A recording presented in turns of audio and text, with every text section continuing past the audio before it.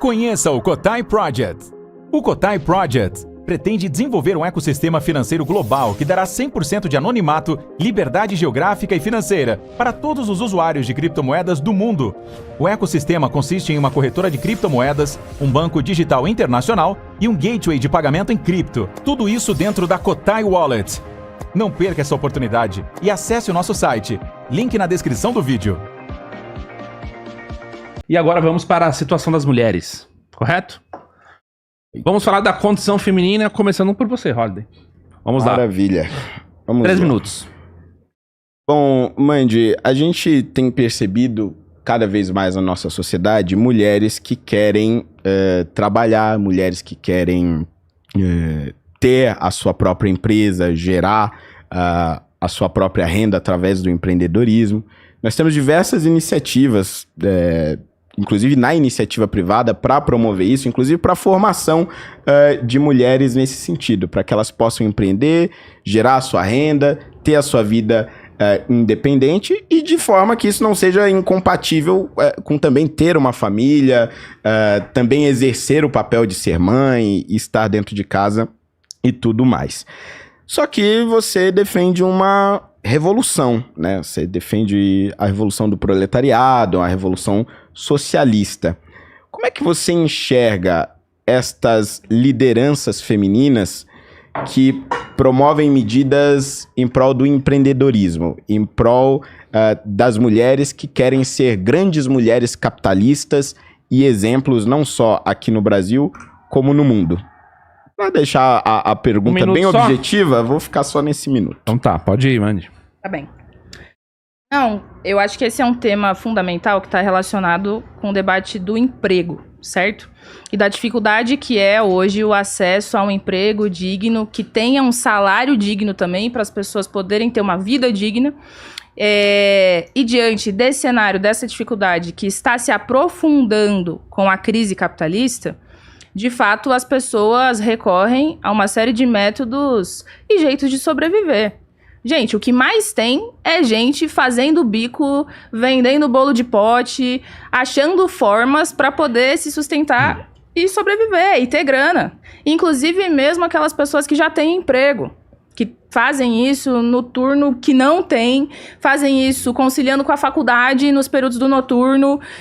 Nós sabemos que essa é a realidade da vida da classe trabalhadora. Então, eu queria deixar antes aqui explicado que quando eu falo contra o empreendedorismo, eu não estou falando contra as pessoas poderem desenvolver atividades que levem ao benefício econômico delas. Porque eu acho que isso é uma necessidade. O que eu tô querendo dizer aqui, desmascarar e desmistificar, é um mito criado pelo capitalismo e endossado por todos aqueles coaches que defendem o empreendedorismo como uma visão de mundo e tal, que é o mito de que se o sujeito não tem emprego, a culpa é dele. A culpa é que ele não empreendeu. A culpa é que ele não foi criativo o suficiente. A culpa é que ele não investiu no ramo certo. E dessa forma, desresponsabiliza, primeiro, o Estado e, em segundo lugar, o próprio modo de produção. Porque se as pessoas não estão encontrando emprego, se a classe trabalhadora está com dificuldade de sobreviver, isso é um problema social. E a gente deveria se perguntar, por que as pessoas não estão conseguindo? Por que o sistema não é capaz de ofertar as condições de sobrevivência para as pessoas dentro desse próprio sistema? Vejam, aí a gente começa a perceber que é um sistema que funciona em bases irracionais. Então, eu não tenho problema nenhum com mulheres guerreiras, que inclusive são a maior parte desse país, mulheres mães solo, que dão conta e fazem o que for para levantar sua casa, cuidar dos filhos. E é isso. E se buscam como alternativa para esse problema o empreendedorismo e programas de empreendedorismo, eu acho justo. Agora, se tiveram que fazer isso, foi porque o governo não criou empregos. Foi porque o Estado não é capaz de incluir essas pessoas no mercado de trabalho. Foi porque a educação, inclusive, está cada vez menos servindo para que as pessoas possam se capacitar e encontrar empregos melhores. E nós que somos jovens universitários sabemos disso. Hoje, um diploma universitário não garante necessariamente que você vá ter uma vida melhor. Esse é um paradigma distinto que nossa geração tem que enfrentar. Então, olha, se tem alguém aqui que defende a melhoria do emprego das mulheres, eu acho que somos nós, que defendem o fim da escala 6x1, que defendem que a mulher não tenha que ser submetida à dupla e à tripla jornada, como a maior parte das mães e das mulheres brasileiras fazem, coisa que eu nunca vejo saindo da boca do Holliday. E sobre as lideranças femininas e a União Soviética, né? Quando você não sabe o que dizer, você fala, e a União Soviética? Só sabe trazer isso pro debate. Na União Soviética tinham lideranças femininas, não só no tema do emprego, mas em todas as áreas sociais. Coisa que nós não vemos sendo promovida hoje por nenhum empresário, nenhum grande benfeitor. Porque, novamente, você colocar as pessoas numa posição de questionamento, numa posição de status social, ameaça o próprio status quo. Então, eu reivindico que na União Soviética, inclusive, eram feitos cartazes, eu já mostrei isso num outro debate lá no Inteligência, que dizia que a mulher saia da cozinha e saia da casa e que vá governar o país. Para mim, esse é o espírito de liderança feminina que nós precisamos construir no nosso país. Bom, vamos lá. Sua réplica, Holliday, pode ir. Bom, você percebe claramente a incoerência, né? Não faz muito tempo nós estávamos discutindo sobre educação. E aí, ela afirmou o seguinte: o novo ensino médio é um horror porque ele promove o empreendedorismo. Os estudantes estão sendo doutrinados porque eles estão sendo direcionados para trabalhar em empresas, estão sendo doutrinados com a ideia de ter que empreender. Entre esses estudantes não existem ali mulheres? Não existem ali adolescentes que estão aprendendo sobre o capitalismo, sobre o empreendedorismo, se dedicando a já conseguir o seu primeiro emprego, a aprender como se monta uma empresa, como se administra uma empresa? Bom, ou a Amande do começo do debate está defendendo o que realmente acredita contra o empreendedorismo, ou a Amande de agora está defendendo que acredita. As duas não podem defender a mesma coisa. Simplesmente é impossível. E aí vem um ponto central do que eu queria trazer. É porque essas feministas, elas não defendem as mulheres de verdade. Defendem por uma questão de discurso, para tentar mostrar que a mulher é oprimida e tal, não sei o quê. Mas se é uma mulher de personalidade que consegue criar uma grande empresa, por exemplo, uma mulher bilionária que se transforma em um exemplo a ser seguido por outras mulheres e que constrói o seu próprio caminho, aí não, ela não é exemplo. Se ela é uma mulher que segue pelo caminho da política, mas não pelo caminho da esquerda, um caminho conservador, o caminho de defesa da família, o caminho de defesa do capitalismo, do liberalismo econômico, não, aí não serve. Porque, por exemplo, Margaret Thatcher nunca é citada por elas. E governou a Inglaterra por mais de década. É uma figura histórica independentemente da visão que se tenha sobre o governo dela. E foi uma das maiores defensoras do capitalismo como uma forma de se superar as dificuldades da sociedade inglesa. Só que não interessa ao discurso feminista atual. Não interessa ao discurso da revolução do proletariado. E aí, quando ela é confrontada, não, mas peraí. Mas é a mulher que quer montar o seu próprio negócio, é a mulher que quer investir, e a mulher que tem o desejo de ser capitalista mesmo, virar milionária, bilionária, ter uma empresa gigante. Peraí, veja bem como é que é. É um discurso absolutamente hipócrita. Assim como o movimento negro não se importa com os negros, assim como o movimento LGBT não se importa com os LGBTs, o movimento feminista não se importa com as mulheres. Só se importa com seu discurso de divisão, de ódio de nós contra eles. Bom, vamos lá. Pode ir, Mande. Gente, veja, quando eu falo de empreendedorismo, não tô condenando que as pessoas busquem meios para se virar. Empreendedorismo, para mim, é igual a trabalho precário. Empreendedorismo, para mim, é igual a Estado e governos se desresponsabilizando e jogando a culpa da falta de emprego na gente. Todos esses discursos ideológicos, Pink Money, Favela Venceu, empreendedorismo, etc., tudo isso serve e existe para mascarar que eles estão jogando o fracasso pra gente. Eles estão jogando o fracasso em cima de nós. Se você não foi bom o suficiente, se você não encontrou a ideia iluminada, se você não foi capaz de captar recursos para começar o seu negócio, a culpa da falta de emprego é sua. E não da escola que está caindo aos pedaços, que não promove capacitação profissional. E com o novo ensino médio, inclusive, vai ficar pior, porque transforma o estudante pobre trabalhador num explorado já desde dentro da escola. Porque é isso, vai ser estágio não remunerado. A carga horária dos alunos vai ser contemplada com estágio não remunerado. Vai ser um trabalhador explorado desde dentro da escola. Não se resolve dessa maneira. Agora, eu queria dizer o seguinte, você citou as mulheres capitalistas. Eu acho que as mulheres capitalistas, elas ocupam uma posição contraditória na sociedade. Porque elas seguem sendo oprimidas, elas seguem sentindo o machismo e, de fato, eu imagino que para uma mulher capitalista chegar numa posição de poder foi mais difícil do que um Jorge Paulo Lemann da vida, por exemplo.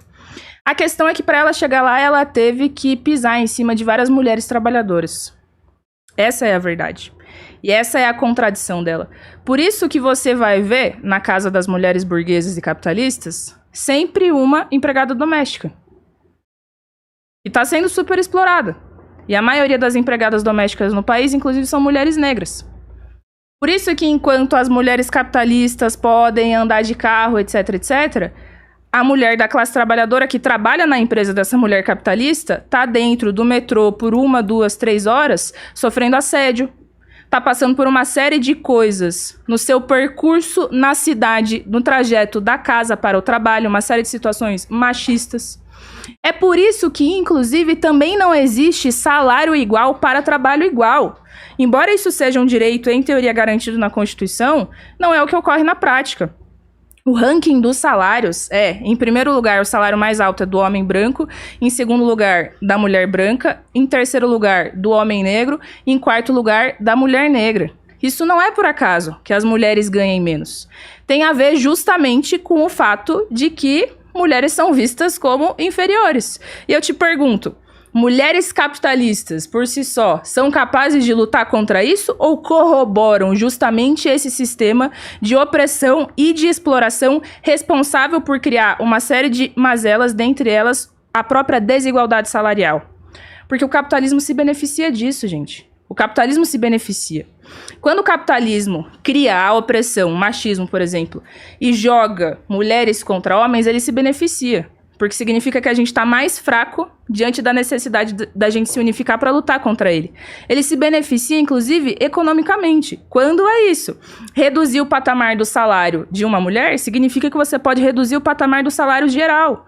Então, também beneficia o capitalismo. E a mulher capitalista está na posição de endossar tudo isso. Então, veja, o meu problema não é pessoal. Meu problema, inclusive, não é nem moral. Sei lá, entendeu? Pode ter várias mulheres aí, legais. O problema não é esse. O problema é o papel que cumpre na sociedade. Cumpre o papel de fazer essa engrenagem seguir girando. E fazer a engrenagem seguir girando significa, inclusive, reproduzir a própria opressão machista. Vamos lá, gente. Podemos, então, ir para a última rodada de perguntas? Vamos lá? Então, vamos, Holiday. Mais um Acho que é a Desculpa, dela. Mandy. Sou eu. Comece agora. Vamos lá.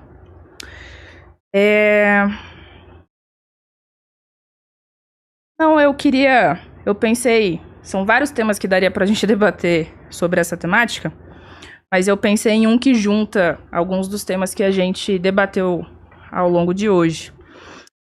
Durante a ditadura militar, foi comprovado que se implementou uma política de esterilização em massa de mulheres indígenas, mulheres negras e mulheres pobres, através de uma ONG, uma espécie de ONG chamada Benfam, que é pelo bem-estar da família.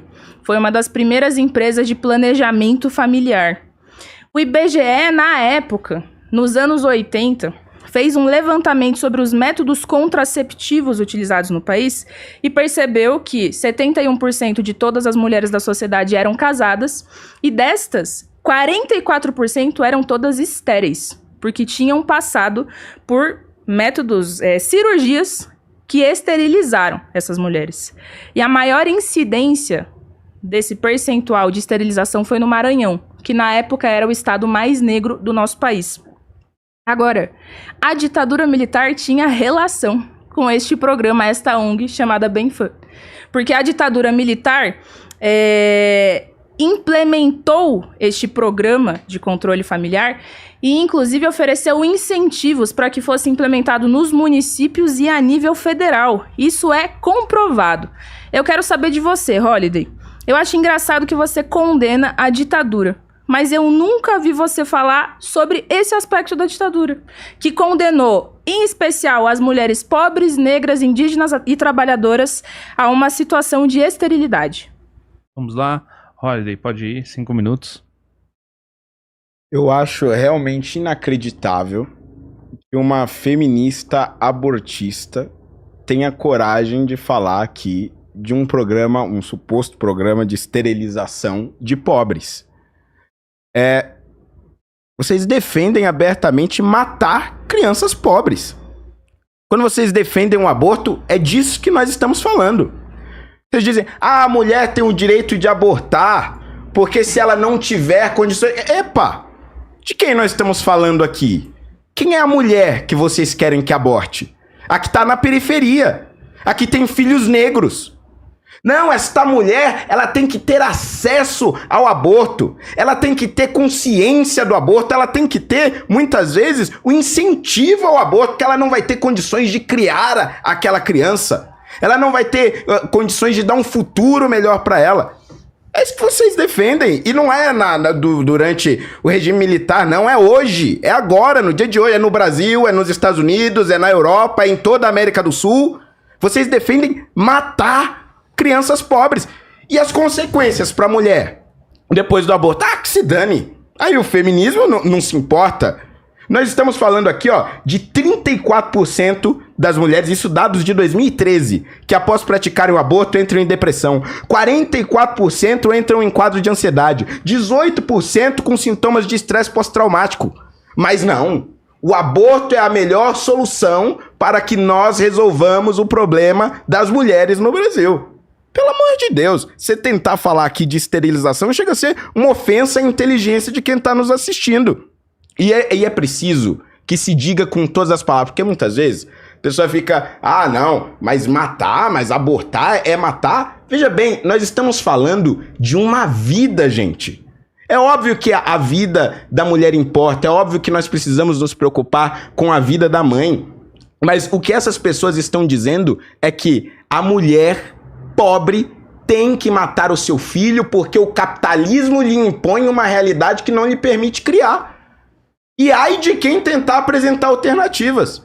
Eu apresentei um projeto aqui que oferecia às mulheres conscientização sobre alternativas ao aborto, por exemplo, para que pudessem adotar os seus filhos, para que pudessem passar por um processo de atendimento psicossocial antes da prática do aborto, para que pudessem entender o que significava de fato o aborto e as consequências não somente para a criança, mas para ela também.